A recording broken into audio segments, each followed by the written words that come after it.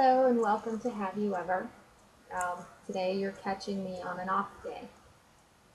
Um, Along with PTSD, I struggle with fibromyalgia and many health issues, and unfortunately with the drop in temperature, I've flared up quite a bit, so please bear with me. I've been struggling this week with what to read or what to write or what to say, and up until about 10 minutes ago, had no idea.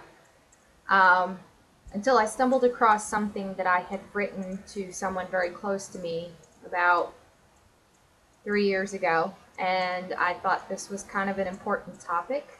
It kind of goes along with the struggles that I've had this week about when to start taking the opportunity to heal. I've suffered abuse for many years, up until recently. My adulthood has unfortunately had quite a bit of it, including self-abuse. I am not an addict in the traditional sense. I don't do drugs. I'm not an alcoholic. I did have a bout years ago after my first assault where I drank pretty heavily because I just wanted the pain to stop. But once I had children, and actually the day I found out I was pregnant with my first daughter is when things started to change. However, I changed my addiction. It probably sounds funny, but I am heavily addicted to soda. I drink 2-liter bottles, maybe 1 to 3 a day, and that's all I drink. I also smoke a pack to a pack and a half a day of cigarettes, depending on my mood. I also don't eat right, because for some reason the one thing that I have learned is that I can control my weight. And that is the only thing in my life that I can control. And as someone who suffers from PTSD, control is a major issue. Now, the other things that were not in place in my life are I have a great relationship with a tremendously understanding man who I really don't know how he puts up with me. I have been able to change my thinking in a lot of ways. I have been able to forgive my aggressors, if that's what the word you want to call it, to the point where I feel sorry for them. I hold no hatred, no ill will towards any of them. There are quite a few. And honestly, have mentally been able to change a lot of things. However, I still have that part of me that I think is afraid to take that final step, and that is to start taking care of myself. Call it a learned behavior, or a defense mechanism, or really just honestly as simple as a fear. Fear of letting go of the things that have gotten me through the last 16, 17 years. I don't even know how long anymore. The thing about it is I do have health issues. I do struggle with fibromyalgia. And that's something that is never going to go away. However, the things that I do in not taking care of myself, I'm sure adds to it. I know it adds to it. The first step, I think, in fixing that is to become aware of what you're doing. Kind of stop and think. I always thought I had my stuff together and that I was going in the right direction, but we don't really think of the little things that we do to continue on our own self-destruction. My weight issue, I'm not considered an anorexic. I used to be 98 pounds. I'm 118, so I'm considered over the anorexic weight. But like I said earlier, I've always been able to control that in the sense that I smoke heavily and drink a lot of caffeine because I know it keeps my weight down.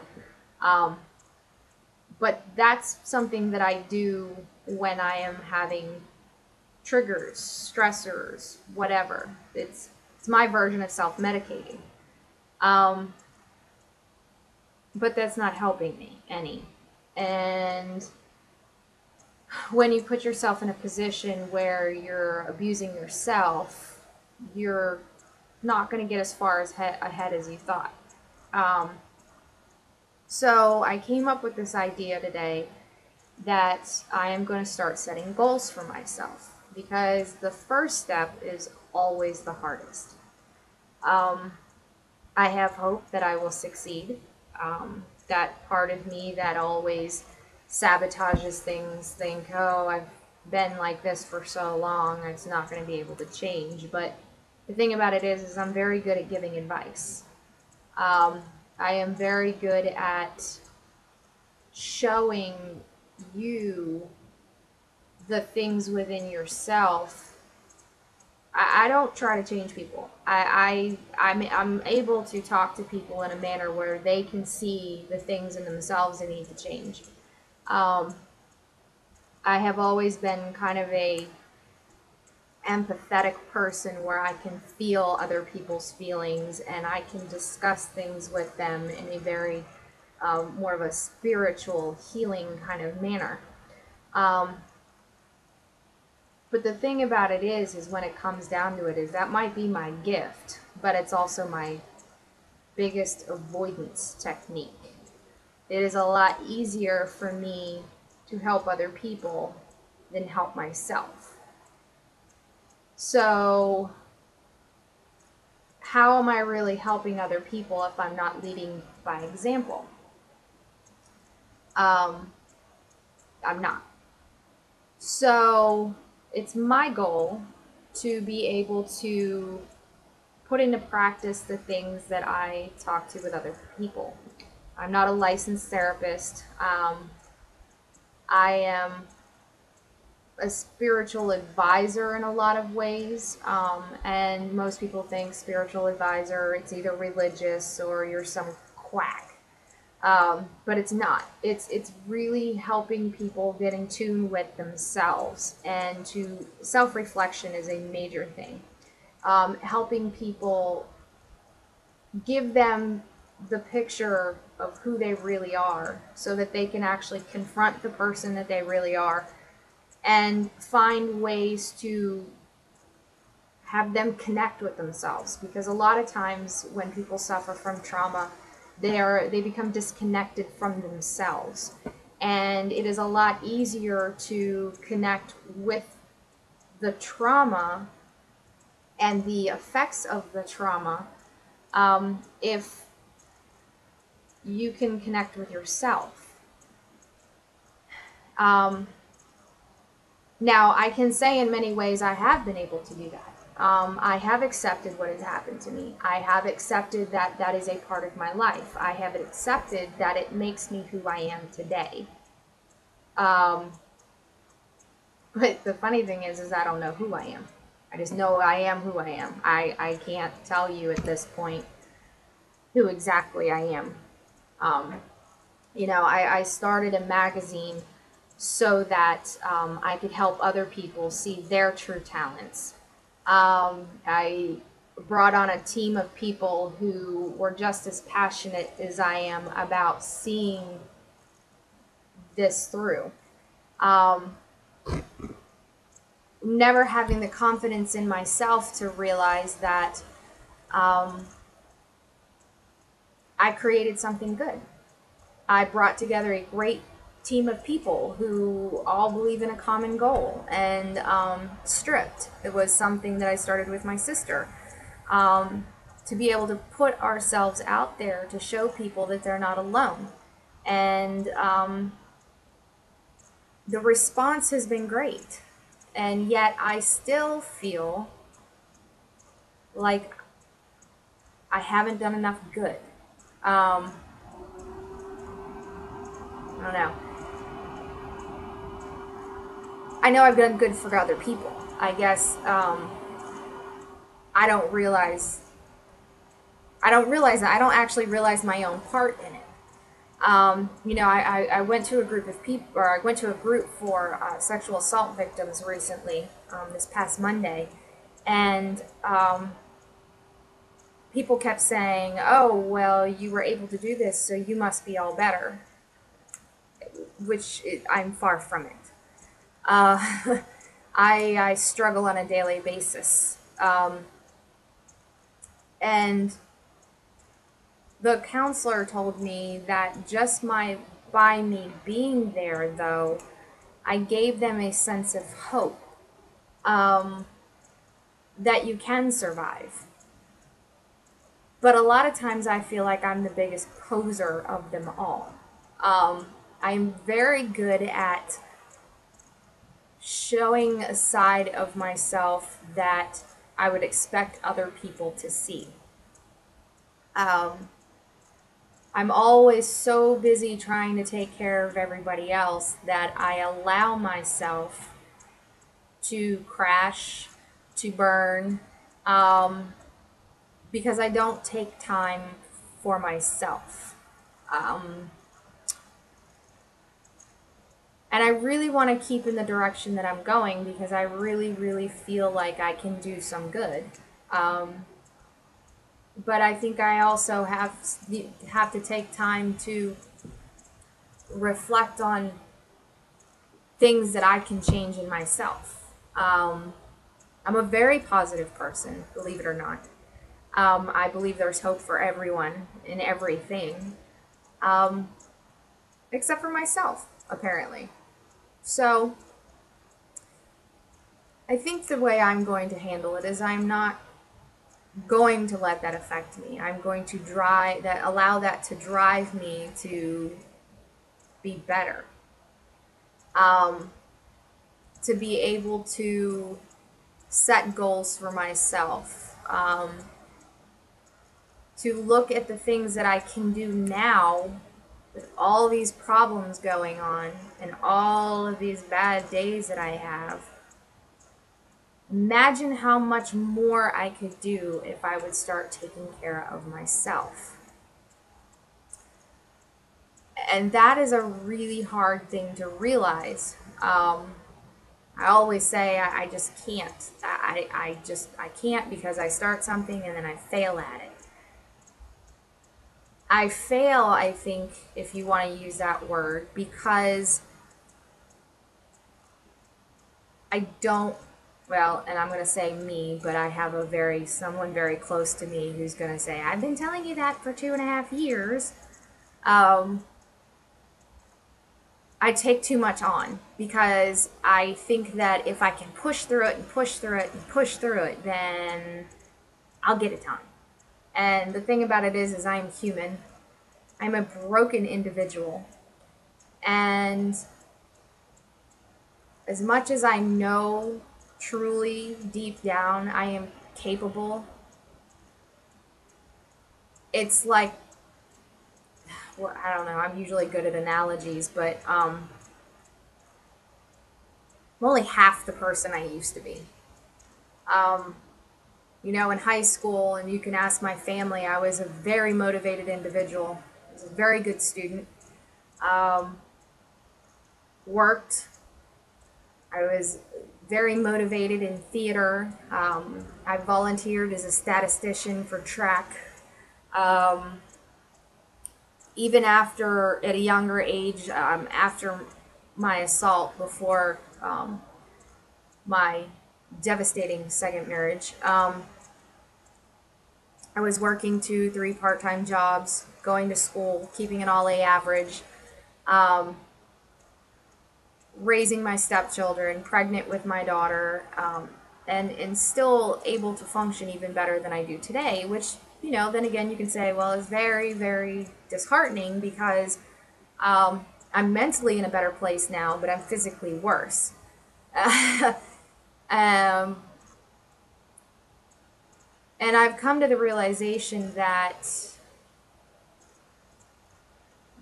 all of this has taken its toll on me. And as hard as I try to brush myself up and pick myself up and move forward and try to get a job, and then 6 months later get myself so completely sick that I have to quit, and then a couple months later think that I'm all better and start another job that I last a lousy 3 weeks, and it's something as simple as a filing clerk, which I have an education. My bosses can tell you my capabilities. There's a disconnect between my genius, so to speak. Last night I had said on Facebook that I really wish that it was frustrating when my mind and body could not keep up with my motivation and ambition. And I know what I'm capable of. I do truly know what I'm capable of. But I really need to take that time to realize that I cannot live up to my own capabilities until I start taking care of myself. So I urge every one of you, when you're feeling those times that just don't seem like you're getting far enough ahead, to stop and think about the limitations that you put on yourself based on the behaviors that you have. Our traumas are not our fault. Our living with them for the rest of our lives is not our fault. But that doesn't mean we can't live with them. I really truly believe that if we are able to accept the fact that those things have happened and that they are going to be with us for the rest of our lives, we will be able to stop and see what we can do from now on to make our lives better. Unfortunately, it is what it is. It happened. And we cannot live with regret, hatred, guilt, shame, or anything that holds us back. It's not going to fix what happened. We're never going to forget. There's so many people I heard this Monday where they were looking for justice and they were looking for vindication and they wanted revenge and justice or whatever. And I know part of me wants it too, but it's not going to change what happened. If we keep destroying ourselves because of what happened, then those people are going to win. We can move past it, rise above it, and take baby steps towards bettering our lives. Then they will have lost that control. We may not succeed by society standards or by the standards that we set for ourselves, but just in trying, we have already taken control back. We have already succeeded. It is so easy to give up. There are days where I just want to throw in the towel and say, I just can't function today. No, that does not mean I'm suicidal. There are just days I want to quit. But honestly, I've been through the worst of it. It's over. It's so far behind me that I have no connection with these people. Yes, they are walking free. Yes, I'm always looking over my shoulder. but I'm past the actual abuse. So if I could actually survive that and even be in the position that I am today, then I think I can survive a bad day. I don't know if what I'm about to read fits with everything that I've been saying, because I have a habit of rambling on, but this is something, like I said, I wrote a couple years ago to somebody very close to me, and I had forgotten completely about it until somebody actually dug deep into my Facebook notes and found it and liked it. And I reread it today, and I realized that maybe somebody can get something out of it, because that person did. I know that I talk about how I'm going to read a story every week, and I will get back to that next week. I just really felt that today this was important. Like I said, I've been struggling this past week with what I call brain fog, and it's when I'm, it's not depression, it's not anxiety, it's something that I deal with when I have extreme pain, headaches. A lot of times I can't even comprehend what I'm reading. And if I remember correctly, even in kindergarten, I had a 5th grade reading level. So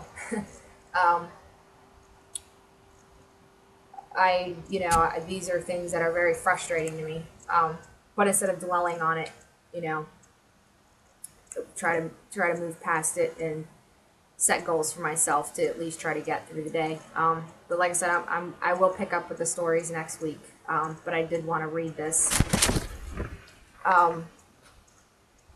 We spend our whole lives looking for the answers to all of our problems in search for the truth. We read, we talk it out, we look to others who know things about things to fix our problems. We look for perfections where there are none. And for what? To spend the rest of our lives trying to fix our lives instead of just living them. To blame ourselves for the mistakes we've made and the choices we thought were right. To blame we are so afraid of surrendering ourselves to the higher being within ourselves. If we could just clear our minds of all the things that we obsess over, and I know that is something that you will say is very difficult to do, because I say that quite a bit. If we clear our minds of all the things we obsess over and just put our faith in living, we would find mountains would just crumble at our feet. We would see that our problems are small compared to the vast life we have yet to live, and that to rectify a situation doesn't necessarily mean fixing it, but rather learning to see that it is broken and just move on. It is our broken pieces glued back together by our strength and perseverance that makes us beautiful. It is what makes us unique. We are all beautiful disasters. Now the question is, why is it that we as people forget to forgive ourselves for human beings? Sometimes it's easier to fix the person that hurt us than to forgive than to forgive ourselves. Because then we have all the guilt and shame of the things that we did in reaction to what happened to us, and we can't forgive ourselves for that. But we have to. So many wait for the forgiveness of a God or others before we can move on with our lives, when it is us that needs to forgive ourselves. We must learn to forgive, live with ourselves, and adjust to our surroundings. We really, me especially, complicate things for ourselves. Yet why can't we understand that we control our feelings on every situation? We are the ones that trap ourselves into the unhappiness that we lock ourselves into with denial, self-pity, and self-loathing.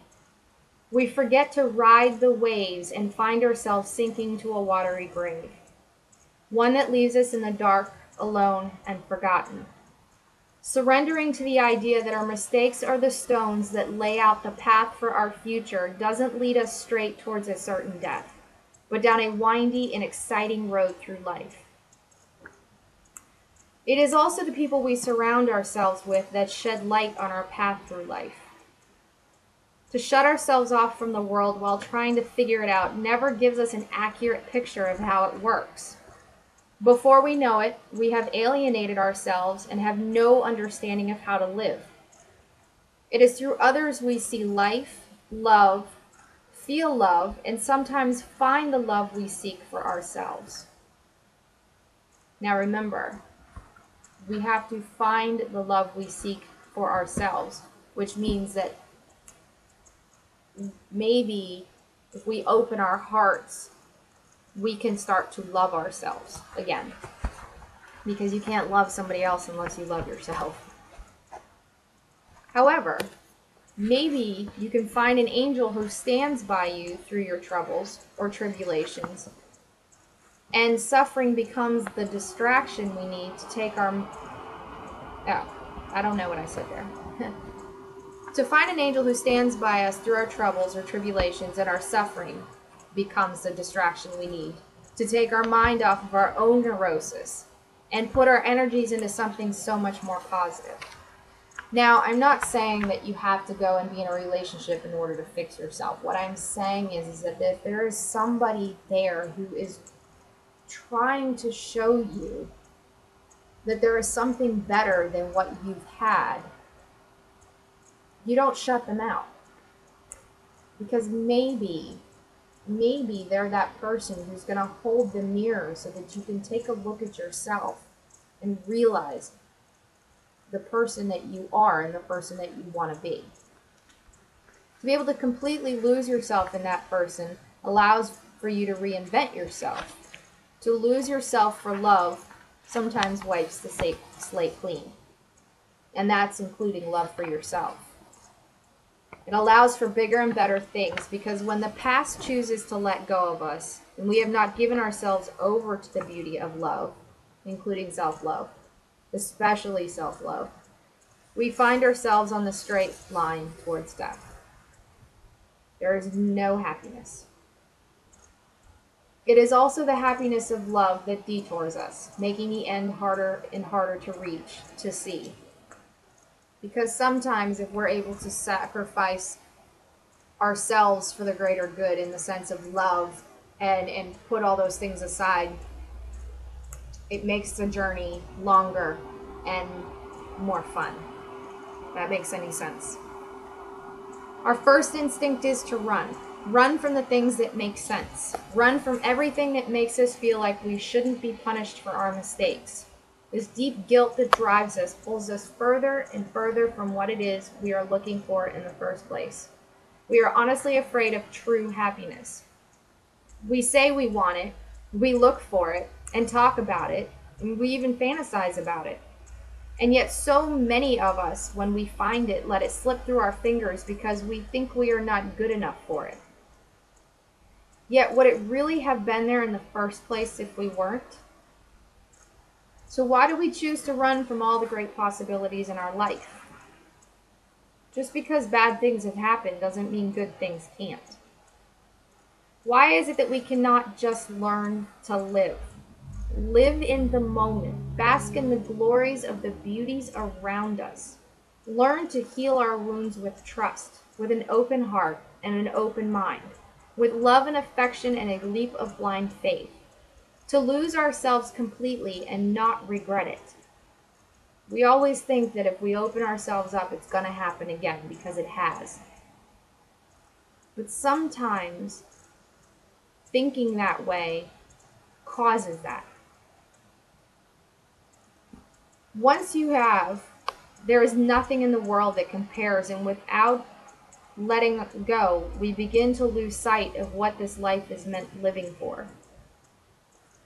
And this is something I had written a long time ago, like I said, but I still believe this. And even on bad days, I still know that I can do this part.